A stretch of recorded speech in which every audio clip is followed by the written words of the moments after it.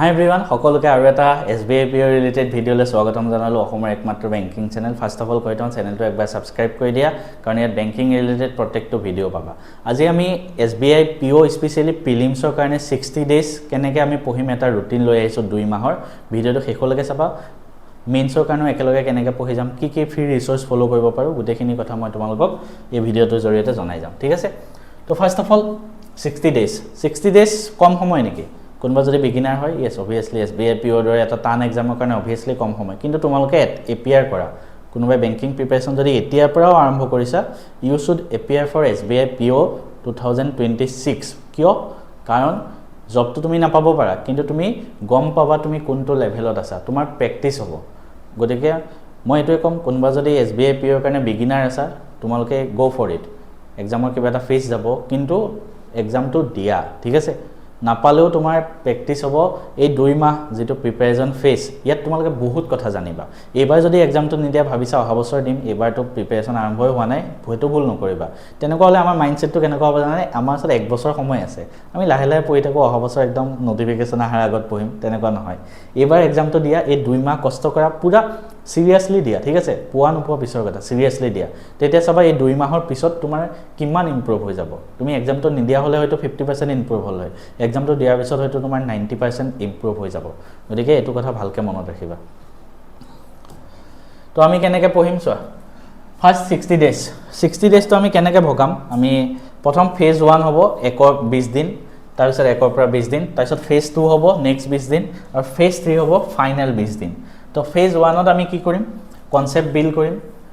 phase 2 ত আমি কি কৰিম নেক্সট 20 দিনত আমাৰ স্পিডৰ ওপৰত আমি ফোকাস কৰিম আৰু লাষ্টত আমি এক্সাম ৰিলেটেড এনভায়ৰনমেন্টত সোমাই যাম তো এনেকৈ আমি তিনটা ফেজত আমাৰ প্ৰিপাৰেচন স্টাৰ্ট কৰিম ঠিক আছে তো আমি ধুনিয়াকৈ কথা পাতিম হা এতিয়া প্ৰথম কথা নেক্সট 20 ডেজ SBI PO প্ৰিলিমছৰ কাৰণে নেক্সট 20 ডেজ আমি কি কৰিম নেক্সট 20 ডেজ আমি আমাৰ কনসেপ্ট বিলাক বিল্ড কৰিম কোনবা যদি একদম বিগিনাৰ হয় ফাৰ্স্ট আমি কনসেপ্ট বিল্ড কৰিম ঠিক আছে কোৱান্টৰ কাৰণে ডেইলি 2 ঘণ্টা দিম ৰিজনিংৰ কাৰণে ডেইলি 2 ঘণ্টা দিম আৰু ইংলিছৰ কাৰণে ডেইলি 1 ঘণ্টা 5 ঘণ্টা আমি ডেইলি কনসেপ্ট বিল্ড আপ কৰিম তো কি হ'ব এই কনসেপ্ট বিল্ড আপত আমাৰ গুটেখিনি syllabus simplification number series quadratic percentage ratio average তাৰ পিছত আৰু profit and loss SICI time and work time speed distance মানে এৰিথমেটিক আৰু আমাৰ স্পীড মেথছ গুটেখিনি আমাৰ কনসেপ্টখিনি ক্লিয়াৰ কৰিম ঠিক আছে ইয়াৰ উপৰি তোমালোকে DIও কৰিব লাগিব বাৰু ইয়াতে DIও থাকিব ঠিক আছে DI খিনিও আমি কমপ্লিট কৰিব লাগিব তাৰপিছত নেক্সট ৰিজনিং 2 ঘণ্টাত আমি গোটেই বস্তুখিনি কনসেপ্ট ক্লিয়াৰ কৰিম পাজলৰ পৰা আদি কৰি গোটেইখিনি কনসেপ্ট সিমিলাৰলি ইংলিছৰ নেক্সট 1 ঘণ্টাত আমি কি কৰিম ৰিডিং কম্প্ৰিহেনশন ক্লোজ টেষ্ট এৰৰ পেৰাজাম্বল ভোকেবুলাৰি এই গোটেই কনসেপ্টখিনি আমি ইংলিছৰ ক্লিয়াৰ কৰি যাম ঠিক আছে এতিয়া আমি ডেইলি 2 ঘণ্টা 1 ঘণ্টা তেনেকৈ দিম ঠিক আছে ফেজ 1 কোৱান 2 ঘণ্টা ৰিজনিং 2 ঘণ্টা ইংলিছ 1 ঘণ্টা তাৰ মানে মই আকৌ এবাৰ কৈছো যি হ'বলে SBI PO প্ৰিলিমছৰ কাৰণে প্ৰিপাৰেচন কৰি আছে আমি 60 ডেজ তো তিনটা ফেজত ভাগ কৰিছো ফাৰ্স্ট আমাৰ নেক্সট 20 দিন আমি কি কৰিম আমাৰ কনসেপ্টটো বিল্ড আপ কৰিম তাৰ কাৰণে আমি কি কৰিম কোৱান ডেইলি 2 ঘণ্টা ৰিজনিং ডেইলি 2 ঘণ্টা ইংলিছ 1 ঘণ্টা আৰু মক টেষ্ট প্ৰেক্টিস কৰিম ডেইলি 30 মিনিটৰ পৰা 1 ঘণ্টা ধৰি লোৱা ঠিক আছে তো আমাৰ এটো ফেজ হ'ব ইয়াৰ উপৰিও ডেইলি আমাৰ আৰু দুটা টাৰ্গেট থাকিব হেতু হ'ব ডেইলি 1 ঘণ্টা আমি কাৰেন্ট এফেয়াৰ্সৰ ভিডিও চাম অভিজিত মিশ্ৰা ছাৰৰ পৰা আৰু ডেইলি আমি আধা ঘণ্টা কাৰেন্ট এফেয়াৰ্সৰ PDF পঢ়িম আমি কোৰ পৰা পঢ়িম মই অলৰেডি কৈছো এপ্ৰিল মাহৰ পৰা পঢ়ি আহিবা ঠিক আছে আৰু ডেইলি 30 মিনিট এক্সট্ৰা 2 ঘণ্টা আমি উলিয়াব লাগিব সদায় সেই 30 মিনিট আমি কি কৰিম সেই 30 মিনিট আমি ইংলিছ ৰিডিং কৰিম ফ্ৰম নিউজ পেপাৰ এখিনি আমাৰ মেইনছ ৰিলেটেড আমাৰ একেলগে চলি থাকিব ঠিক আছে তো আমাৰ ডেইলি টাৰ্গেট নেক্সট 20 দিনত এটো হ'ব এটা আমি কোনটো বস্তু কেনেকৈ পঢ়িম হেতুটো এটা ইম্পৰ্টেন্ট কথা কোনটো বস্তু আমি কেনেকৈ পঢ়িম গতিকে এই পাৰ্টটো তোমালোকে ভালকৈ চাবা প্ৰথম মেথছৰ পৰা আৰম্ভ কৰিছো ঠিক আছে মেথছত কি আহিব স্পীড মেথছ আহিব প্ৰথম স্পীড মেথছ কলো স্পীড মেথছৰ 4টা টপিক সিম্পলিফিকেশন এপ্ৰক্সিমেশন তাৰ পিছত কোৱাড্ৰেটিক আৰু মিসিং নাম্বাৰ সিৰিজ তো তোমালোকে কি কৰা টাৰ্গেট কৰা 4 দিন 4 ডেজ 4 দিন লোৱা স্পীড মেথছৰ বেসিক খতম হ'ব লাগিব বেসিক ঠিক আছে তো 4 দিনত স্পীড মেথছ বেসিক আমাৰ খতম হৈ গল তাৰ পিছত তাৰপিছত আমাৰ থাকিব এৰিথমেটিক তো এৰিথমেটিক আমি কি কৰিম এৰিথমেটিক আমি নেক্সট 10 দিন লোৱা 10 দিনত এৰিথমেটিক যিমান কেইটা চেপ্টাৰ আছে গোটেই কেইটাৰ বেসিক কমপ্লিট কৰি দিয়া ঠিক আছে তো 10 দিনত তুমি হেতু কাম কৰা আৰু তাৰ পিছত কি কৰিবা তাৰ পিছত ডিআই 6টা মান চেপ্টাৰ নেক্সট 6 দিনত তুমি ডিআই খতম কৰি দিয়া তো আমি হেনেকে গোটেই কেইটা বস্তু খতম কৰি দিম এতিয়া আমি কোৰ পৰা পঢ়িম মই ফলো কৰিছিলো Arun Singh Rawat sir in YouTube মই কমপ্লিটলি ইউটিউবৰ পৰা চাইছো তাৰ উপৰি তোমালোকে কেৰিয়াৰ ডিফাইনাৰ বুলি এটা ইউটিউব চেনেল আছে তাত চাব পাৰা তেওঁ ভালকে পঢ়ায় ইয়াৰ উপৰি বিজয় মিশ্ৰা তেওঁ নিজে এসবিআই পিও হয় তো তেওঁ কোৱানটো বহুত ভালকে পঢ়ায় তেওঁৰ পৰা চাব পাৰা এই তিনজন টিচাৰক তোমালোকে ফলো কৰিব পাৰা ইয়াৰ উপৰি আশিষ অৰোৰা বুলিও এজন ছাৰ আছে কিন্তু তেওঁ এপ্ৰোচটো অকমান এডভান্স লেভেল হৈ যায় মেথছত অকমান তুমি মানে পাৰফেক্ট হ'ব লাগিব তো তোমালোকে এইকেজন টিচাৰক ফলো কৰি কোৱান্টৰ কাৰণে তোমালোকে প্ৰিপাৰেচন কৰিব পাৰা এতিয়া যিকোনো এটা টপিক উঠাই মাৰি দিয়া তুমি এজন টিচাৰৰ পৰা চাই লোৱা তাৰ পৰা তোমাৰ বেসিকখিনি ক্লিয়াৰ কৰি লোৱা যি ফৰ্মুলা আছে ফৰ্মুলাখিনি লিখি লোৱা ঠিক আছে ফৰ্মুলাখিনি লিখি লোৱা তাৰপিছত প্ৰেক্টিস কৰা কুইজ এইখিনি কৰাৰ উপৰিও ডেইলি 2 ঘণ্টা মানটো কোৱান পঢ়িব লাগিব 1.5 ঘণ্টা মানত এইবিলাক কনসেপ্টবিলাক ক্লিয়াৰ কৰাৰ পিছত আধা ঘণ্টা 45 মিনিট প্ৰেক্টিস কৰিবা প্ৰেক্টিস আমাৰ মেথছ এণ্ড ফিজিক্স আপ এপত গৈ পেলাই ই-বুক লৈ লোৱা সেই ই-বুকৰ পৰা তোমালোকে প্ৰেক্টিসখিনি কৰি লোৱা ঠিক আছে আমাৰ মাষ্টাৰ ই-বুক সিৰিজ আছে বেংকিংৰ বাবে তো মেথছখিনি তাৰ পৰা কৰি ল'বা তো গোটেইখিনি টপিক আৰু কি টপিক আহিব আমাৰ আগৰ ভিডিও কেইটাত মই অলৰেডি কৈছো তাৰপিছত আহে আমাৰ ৰিজনিং তো ৰিজনিংও তোমালোকে প্ৰত্যেকটো টপিক যি টপিক মই অলৰেডি আহিব বুলি কৈছো সেই টপিক কেটা উঠাই ইউটিউবত মাৰি দিয়া তো মই ৰিজনিং কাৰ পৰা ফলো কৰিছিলো আৰু তোমালোকে ৰিজনিং কাৰ পৰা ফলো কৰিব পাৰা মই কৈ দিম ফ্ৰী ইউটিউব ৰিচাৰ্চ কমপ্লিটলি মই ফ্ৰীত চাইছো মই ৰিজনিংৰ চাইছিলো পুনিত শৰ্মা বুলি এজন তো পুনিত শৰ্মা বেংকাৰ সুৱেত আছিল তেতিয়া তো পুনিত ছাৰৰ ভিডিও বিলাক মই ফলো কৰিছিলো ঠিক আছে ইয়াৰ উপৰি তোমালোকে অংকুশ লাম্বা ছাৰৰ ভিডিও চাব পাৰা তেখেতেও বেংকিংৰ বাবে ৰিজনিং বহুত ভালকে পঢ়ায় তো যিকোনো এজন বা তোমালোকেও যদি কাৰোবা বেলেগক ভাল লাগে তেওঁলোকৰ পৰা তোমালোকে ইংলিশ এটো কি ৰিজনিং খিনি চাব পাৰা যিটো টপিক আহে ঠিক আছে নেক্সট 20 দিনৰ টাৰ্গেট কৰা কনসেপ্ট ক্লিয়াৰ কৰিবলৈ তাৰ সেই 20 দিনৰ ভিতৰত তোমালোকে কি কৰিবা 5 দিন পাজলৰ বাবে ৰাখা 5 দিন নহয় পাজল বেছি টাইম লাগিব 10 দিন ৰাখা ঠিক আছে ডেইলি 2 ঘণ্টাকে যেহেতু দিব লাগিব 10 দিন পাজল তাৰপিছত নেক্সট 10 দিন এক্সট্ৰা ৰিজনিং খিনি কমপ্লিট কৰে এক্সট্ৰা টপিক মই যেখিনি কৈছো ঠিক আছে যিকোনো এটা টপিক ধৰা পাজলৰ কি সিলেবাস আহিব মই অলৰেডি কৈছো সেই পাজলটো ধৰা লিনিয়াৰ পাজল কোনটো টিচাৰৰ পৰা চাবা কোনজন টিচাৰৰ পৰা মাৰি দিয়া ঠিক আছে তো কনসেপ্ট খিনি ক্লিয়াৰ কৰিলা তাৰপিছত প্ৰেক্টিস কৰিবা আমাৰ মাষ্টাৰ ই-বুকৰ পৰা মেথছ এণ্ড ফিজিক্স আপ এপত গৈ তাৰ পৰা প্ৰেক্টিস কৰিবা ঠিক আছে তো তেনেকৈ প্ৰেক্টিস কৰিবা ইয়াৰ পিছত আহে ইংলিশ আমি ডেইলি 1 ঘণ্টা দিব লাগিব সো ইংলিশ কি কৰিবা ইংলিশ গ্ৰামাৰ আৰু কম্প্ৰিহেনশন ইংলিশ গ্ৰামাৰৰ কাৰণে কি কৰিবা সো মই কৈ আছো প্ৰথম ইংলিশ গ্ৰামাৰটো তোমালোকে বিল্ড আপ কৰিব লাগিব তো ফাৰ্স্ট অফ অল কৈ দিছো 120 ৰুলছ অফ গ্ৰামাৰ মই তেওঁৰ পৰা যেহেতু পঢ়িছিলো 120 ৰুলছ অফ গ্ৰামাৰ বুলি এটা প্লেলিষ্ট আছে সেই প্লেলিষ্টটো কমপ্লিট কৰা প্ৰায় 1.5 ঘণ্টা মান লেংথৰ হয় এই ভিডিওটো গুটে 1.5 ঘণ্টা আহিছে 11.5 ঘণ্টা মান ঠিক আছে তো ডেইলি যদি 1 ঘণ্টাও দিয়া 11 দিন লাগি যাব তো তাৰ এনেকুৱা ভাবিবা যে এটো অলপ ডাবল স্পিডত চাব চেষ্টা কৰিবা টাৰ্গেট কৰে এটো এসপ্তাহত শেষ কৰিবলৈ এই গুটে ভিডিওটো এসপ্তাহত শেষ কৰি দিয়া আৰু নোটস বনাই যোৱা ঠিক আছে ধুনিয়াকে নোটস বনাই যোৱা ফাৰ্স্ট কাম এটোৱে কৰা কোনবা যদি গ্ৰামাৰ নাজানা বেসিক হয় ফাৰ্স্ট কাম এটো এইখিনি হৈ যোৱাৰ পিছত তোমালোকে ৰিডিং প্ৰেক্টিস কৰিব লাগিব আৰু তোমালোকে কি কৰিব লাগিব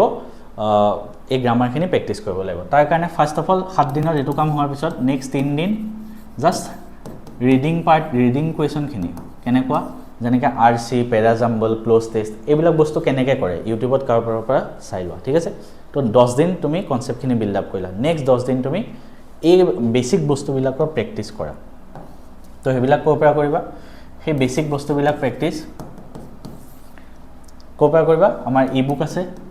মই অলৰেডি কৈছো মাষ্টাৰ ই-বুকখন ললে তাতে গুটেখিনি বস্তু পাই যাবা ইংলিশ ম্যাথছ ৰিজনিং সবৰে এগালমান কোৱেশ্চনছ আছে হেখিনি প্ৰেক্টিস কৰি থাকা দ্যাট ইজ এনাফ ঠিক আছে তো এইখিনি কৰা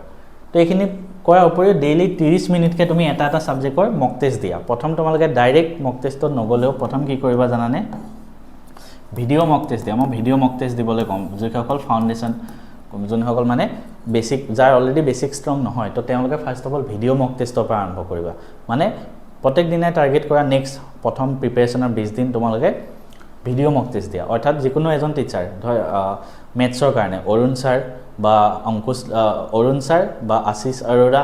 বা তোমাৰ কেৰিয়াৰ ডিফাইনাৰ বা বিজয় মিশ্ৰা এইকেইজনৰ ভিতৰত যিকোনো এজনৰ তোমালোকে ভিডিঅ' লগাই ভিডিঅ' মক টেষ্ট দিবা সিমিলাৰলি ইংলিছৰ বাবে বিশাল পৰিহাৰ চাইছিলোঁ বা নিমিষা বানচাল মেমৰ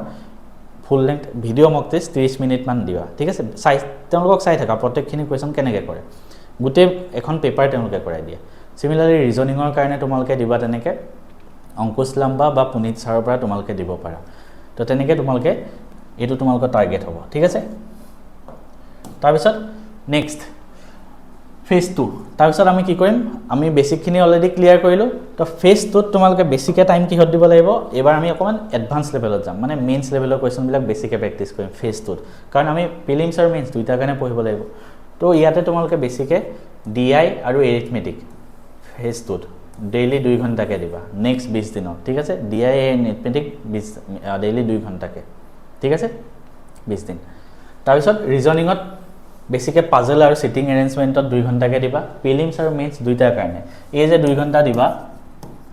এই 2 ঘণ্টাত তুমি এনেকুৱা টাৰ্গেট কৰা যে 1 ঘণ্টা প্ৰিলিমছ প্ৰেক্টিছ কৰিম 1 ঘণ্টা মেইনছ কোড পাম এইবিলাক প্ৰেক্টিছ কুৱেশ্যন বেসিকটো অলৰেডি 20 দিন প্ৰেক্টিছ কৰিয়ে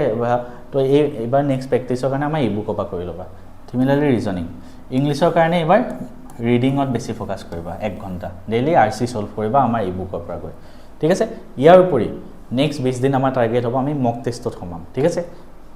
সো আমি কি কৰিম ডেইলি এটা সেকশনাল মক টেষ্ট দিম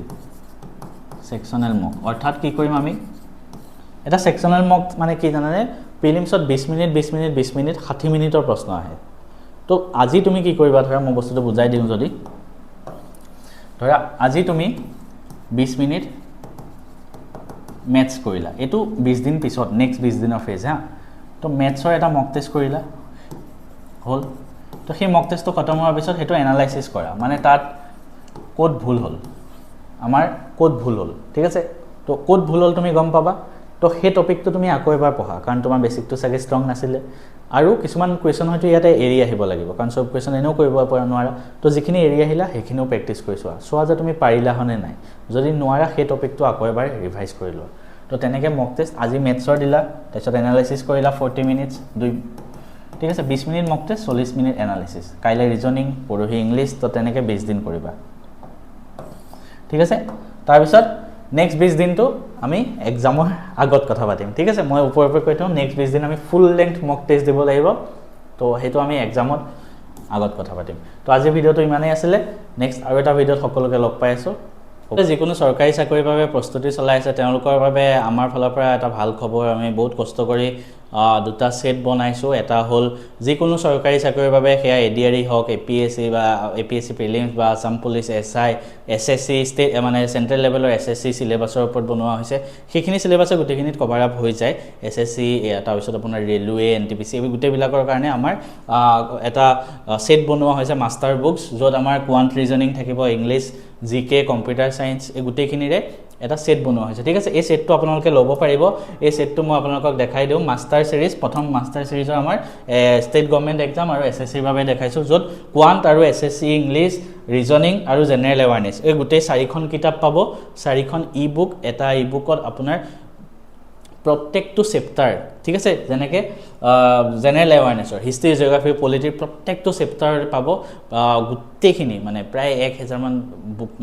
মানে এটা চেপ্টাৰৰ পৰা হিষ্ট্ৰী এটা চেপ্টাৰ পলিটি এটা চেপ্টাৰৰ পৰা আপোনাৰ থিওৰি দিয়া আছে ইম্পৰ্টেন্ট যিমান এক্সাম প্ৰিভিয়াছ ইয়াৰ গুটে কোৱেশ্যন বিলাক চাই থিওৰি দিয়া আছে সেই থিওৰিখিনি পঢ়ি চেপ্টাৰটো পঢ়িয়ে তাৰ তলত এটা চেপ্টাৰ 200 মান এমসিকিউ দিয়া আছে এই গুটেখিনি কৰিব পাৰিব প্ৰত্যেক সাবজেক্টতে হেনেকে quant English reasoning general awareness similarly যোনে বেংকিংৰ কাৰণে পঢ়ে স্পেশালি মই যেটো বেংক কোৱালিফাই হয় তো বেংকিংৰ কাৰণে কোৱান্ট ৰিজনিং ইংলিছ তাৰপিছত জেনাৰেল এৱাৰনেছ কম্পিউটাৰ এই গুটেখিনিৰে হেনেকুৱা সেট বনাই দিয়া হৈছে এই গুটেখিনি আমাৰ ম্যাথছ এণ্ড ফিজিক্স আপত গৈ ই-বুক আপোনালোকে ডাউনলোড কৰক বহুত ইম্পৰ্টেন্ট এক্সামৰ বাবে এই গুটে মানে পিওয়াইকিউৰ ওপৰতে বেস কৰি